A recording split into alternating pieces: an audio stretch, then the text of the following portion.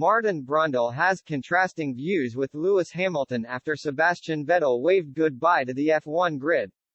Martin Brundle does not expect Sebastian Vettel to return to F1, despite Lewis Hamilton's certainty that the legendary German driver will make a comeback to the grid. Vettel waved an emotional goodbye to the paddock at the season-closing Abu Dhabi after a storied 16-year spell in the sport. The four-time F1 champion claimed a point for Aston Martin on his final race at the Yas Marina circuit after confirming his retirement earlier in the season. Vettel was undoubtedly one of the most admired figures on the grid, and that was highlighted by the brilliant farewell he received from his peers in Abu Dhabi. F1 drivers piled praise on the German for his profound impact on the sport for over a decade and a half.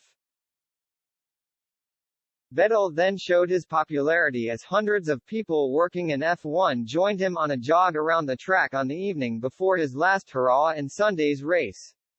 Vettel has various interests outside of F1, and his desire to spend more time with his young family influenced his decision to walk away. And Sky Sports pundit Brundle believes that will be the last we see of Vettel in an F1 seat, as he referenced the contrast with fellow former champion Fernando Alonso's return to the sport.